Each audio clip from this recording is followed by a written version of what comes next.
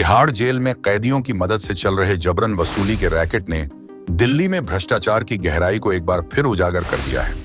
इस मामले में दिल्ली सरकार ने बड़ी कार्रवाई करते हुए 9 जेल अधिकारियों को निलंबित कर दिया है। सरकार का कहना है कि इन अफसरों के खिलाफ अनुशासनात्मक कार्यवाही भी शुरू कर दी गई है।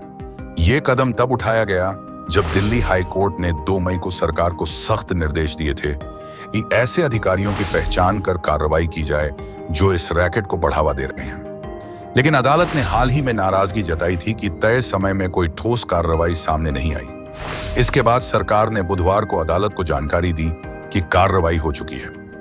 सरकार की ओर से अदालत में पेश हुए वकील ने रिपोर्ट जमा करने के लिए 2 महीने का और वक्त मांगा, जिसे अदालत ने मानते हुए 28 अक्टूबर तक की मोहलत दे दी। अदालत ने साफ कहा कि सीबीआई और राज्य सरकार दोनों को अगली सुनवाई पर स्थिति रिपोर्ट पेश करनी होगी। यह पूरा मामला उस याचिका से जुड़ा है जिसे मोहित कुमार गोयल ने दायर किया था।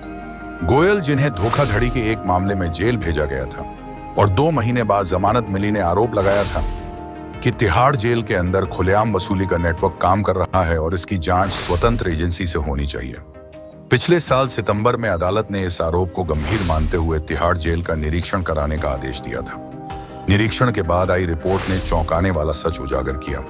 जेल के लैंडलाइन नंबर का इस्तेमाल कैदियों से जबरन वसूली के लिए हो रहा था। साथ ही ये भी सामने आया कि इसमें कुछ जेल अधिकारियों की सीधी मिलीभगत है।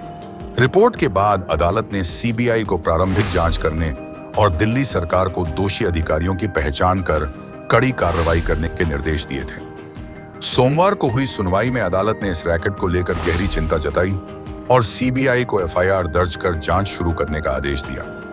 अदालत ने कहा कि यह स्थिति अस्वीकार्य है कि जिन अधिकारियों पर कैदियों की बुनियादी जरूरतें पूरी करने की जिम्मेदारी है, वही अपनी ड्यूटी में नाकाम साबित हो रहे हैं। इसका फायदा जेल में मौजूद धनी और प्रभावशाली कैदी उठा रहे हैं, जबकि बाकी कैदियों को परेशान किया जा रहा है। तिहाड़ जैसे बड़े और संवेदनशील जेल तंत्र में इस तरह की मिलीभगत सिर्फ कानून व्यवस्था पर सवाल नहीं उठाती, बल्कि ये भी दिखाती है कि भ्रष्टाचार किस हद तक फैल चुका है।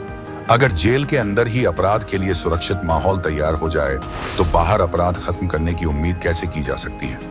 इस मामले ने एक बार फिर साबित किया है कि जब तक सिस्टम के अंदर बैठे भ्रष्ट लोगों पर कड़ी और पारदर्शी कार्रवाई नहीं होगी, तब तक सुधार केवल कागजों पर रहेंगे। अदालत की सख्ती से उम्मीद है कि यह सिर्फ कुछ अधिकारियों के निलंबन तक सीमित न रहे, बल्कि पूरे तंत्र की सफाई का रास्ता बने।